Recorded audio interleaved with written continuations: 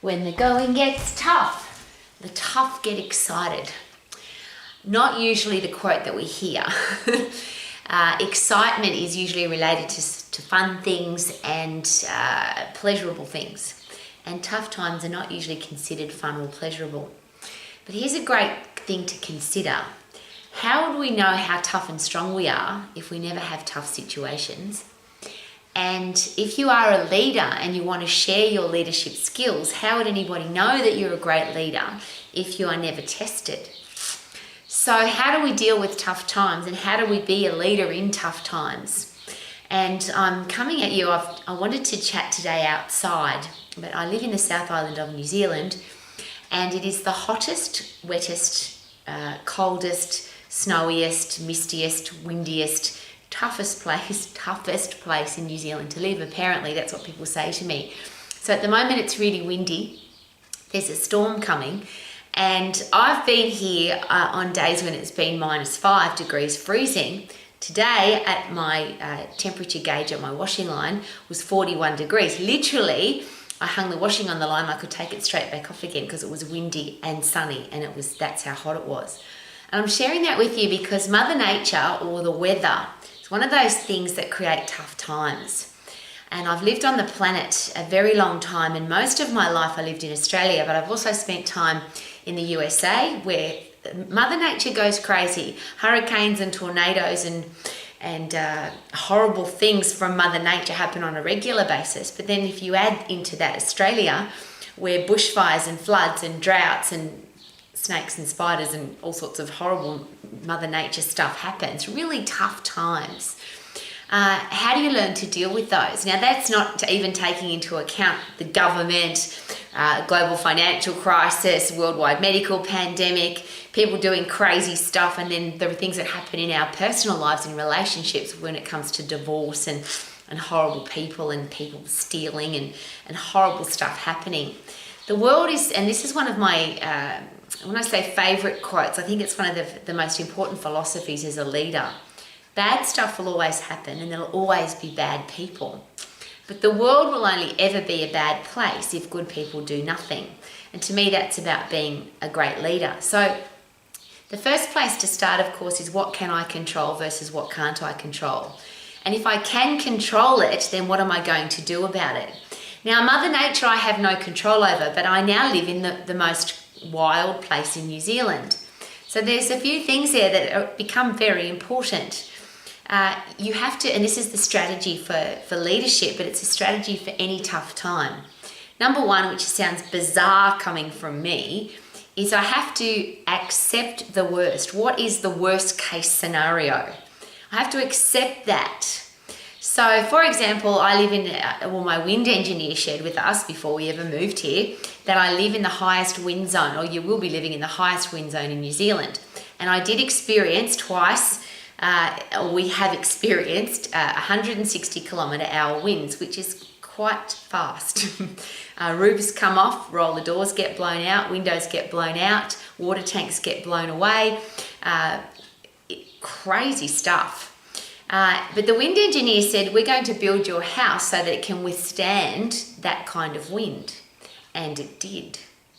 The next thing is if you build a house in the bush, in Australia, for example, there's probably going to be a bushfire. If you build a house in a flood zone, there's probably going to be a flood. If you build a house in a wind zone, there's probably going to be strong winds. So you either decide not to live there, or you plan for it, or you get insurance for it. So I have no control over what Mother Nature's going to do, and I might live here another 100 years and, well, I probably won't be 100, but maybe, because by the time I'm healthy, fit and strong, so maybe by the time I'm 100, I can live another 100. But there may never be another windy day, but I don't know that. So I'm going to plan for the worst wind ever. So yes, great wind engineer. Yes, good insurance. And I've built a garden over this last 7 months that is totally designed for heavy wind.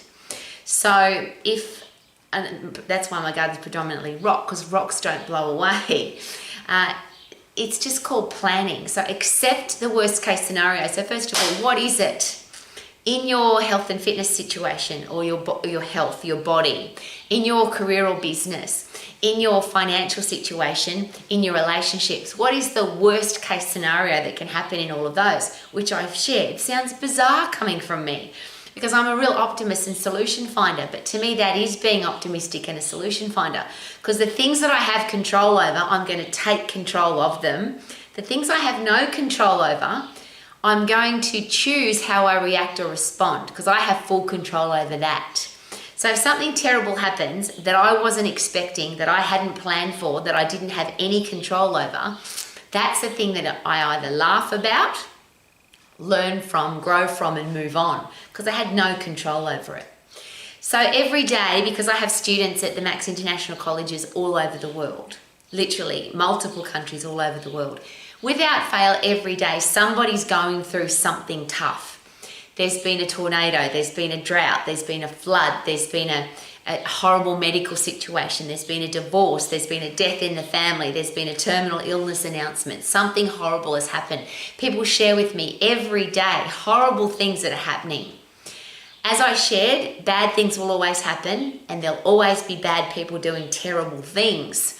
But the world only becomes a bad place when good people do nothing. So if you want to be one of those good people, what do you have to do to plan for those situations? So the strategy again, what is the worst case scenario? Accept that that could happen, and it probably never will, but accept that it will, and then plan for it.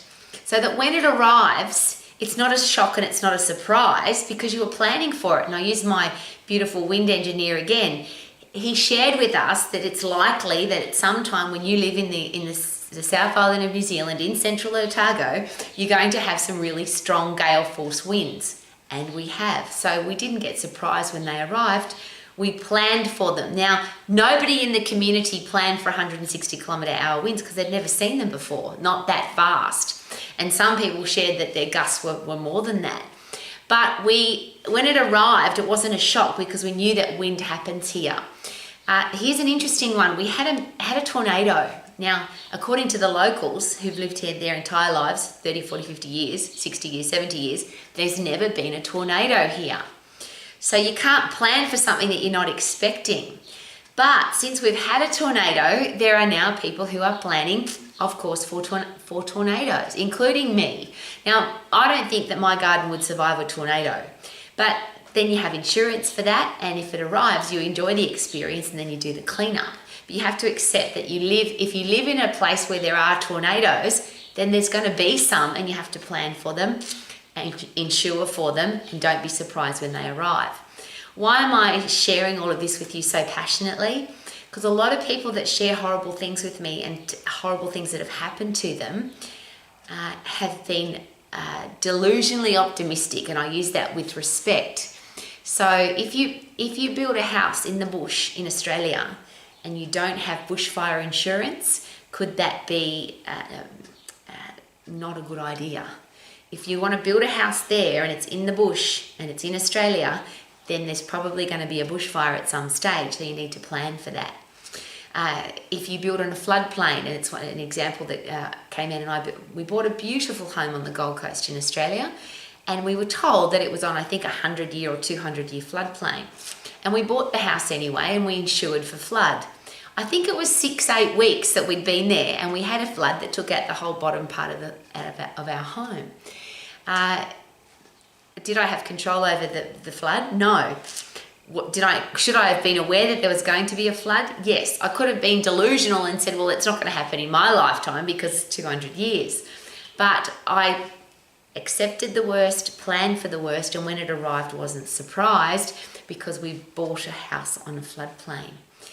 I would love for all of us as leaders, parents, teachers, coaches, bosses, to have that headspace. Could it be important? Or a rephrase, do we have an option? Do we need to accept that the worst can happen? Do we need to plan for the worst? And do we need to make sure that if something happens that we didn't plan for, that wasn't expected, that we know how to handle that? So can I handle stress? When the going gets tough, do I get excited rather than fall over and stay down? And I always use that example. There seems to be 3 people in the world, 3 kinds of people. People who get hit with a challenge and they fall over and stay down. People who get hit with a challenge, they fall over and get back up again. And then there's people who get hit with a challenge and they say, bring it on, I'm excited. I don't care what the challenge is. I don't care how hard it is.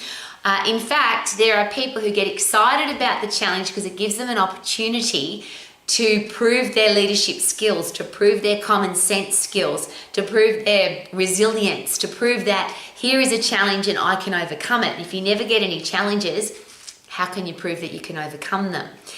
So if you live in a city or a country where there's been horrible things happen, whether it's crime or Mother Nature or terrible people doing terrible things, have you noticed that there will be leaders who stand up? They take control and they aim to fix it. There's other people, and some of them even call themselves leaders, but they don't take responsibility. They lay blame, they pass the buck, and it's not my fault, I wasn't expecting that. Well, as a leader, should we, all of us, be in a position where it doesn't matter what happens, it's one of two things. I've accepted that the worst could happen, I've planned for it, and here's my optimistic solution finding outcome. Or I was never expecting that, but what can we learn from it? How can we grow from it? How can we become better for it? And very interestingly, because I'm right now in my life, there's lots of stuff going on in the world and people are sharing with me every day. Rowie, I've been flooded. Rowie, in my family's got a terminal illness. Rowie, somebody in my family's had a stroke. Rowie, we've had a break-in in our business. Rowie, our building's burnt down. Lots of horrible things people have shared with me just of late. And why do people share that with me? And this is a very personal thing. Because if you come to me and you share something personal with me about what's going on in your life, you'll always get the same response. Can't change what happened. Were you prepared for it? And if not, what did you learn from this situation? How can you grow from it? How can you become tougher, stronger, and wiser so that if it ever happens again, you can handle it, and or it will never happen again because you put things in place to make sure that it doesn't happen. But I can't change what happened, neither can you. We can only get better and stronger and wiser because of it. But more importantly, are you the person that can handle it? If you fall down and stay down, what example does that give for our kids? If our kids see that we cry or that we get upset or depressed or miserable or we can't handle a tough situation, are we not then the living example that as adults we can't handle a tough situation? I don't want to be that human. In fact, I don't have an option. I can't be that human. I have people who rely on me to be the optimistic solution finder. How about you? So if you need to be tough, if you need to be strong, there's two parts to that. It's physical and mental, and obviously they're joined together. How fit and strong are you physically so that your brain is fit and strong mentally so that you can handle a challenge? Are you a solution finder? Are you an optimistic, positive solution finder? And most importantly, can you make people laugh? And every day somebody says to me, Rowie, how can I laugh about this? Somebody's sick or somebody's got a terminal illness or my house burnt down or something terrible's happened.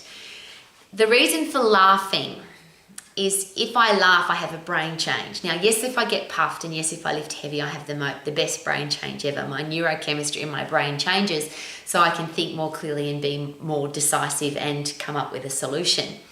But laughter is a short-term fix. And if you've ever been in a situation where somebody has been able to turn that horrible situation into a laughing and people have laughed, you watch what happens to the stress in that with all the people in the group. Doesn't matter how negative people are or how depressed or how anxious or how scared, if they laugh, they always feel better because the chemistry in your brain changes when you laugh. So if you can get people to laugh and you can get people puffed, you will then change their brain chemistry.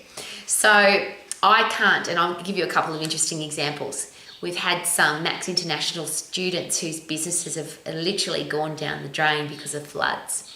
And one of my students, when asked, what happened? How did this happen to your business? The response was, oh, Rowie, I left the tap on or I left the shower running. And we had a giggle about it because you can't, what happened to them, they can't control. It was a completely, there was no comprehension that kind of flooding could have happened. But the response was, yep, I left the tap on.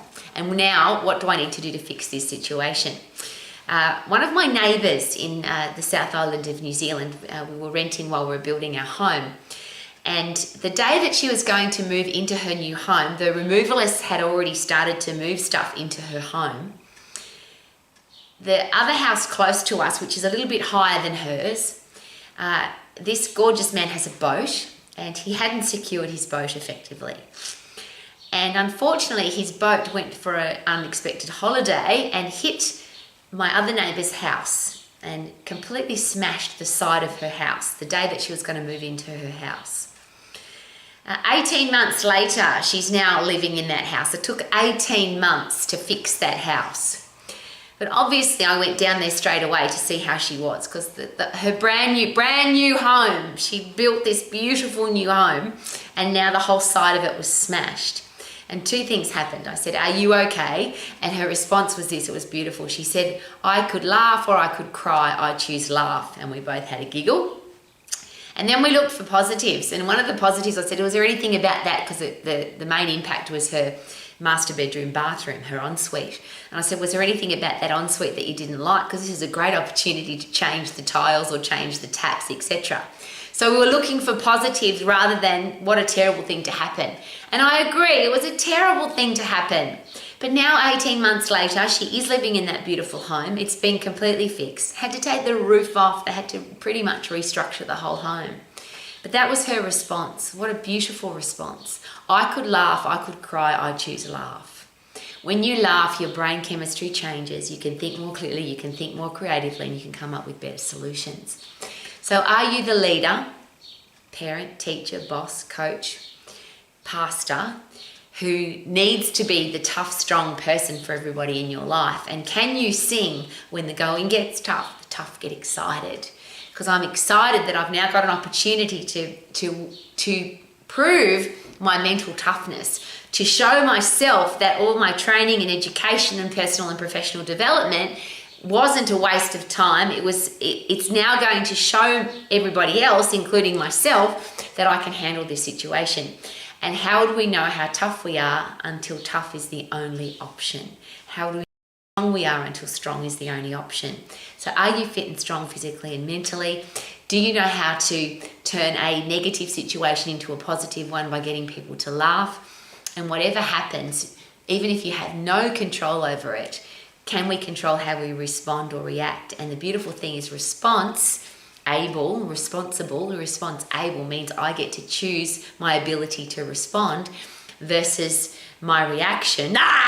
If you react to something, it's like a poison, a bad medication. We react to it and we have a terrible outcome. So let's choose to be responders rather than reactors. Could that be a really good idea? So that when the going gets tough, we actually get excited. Woohoo!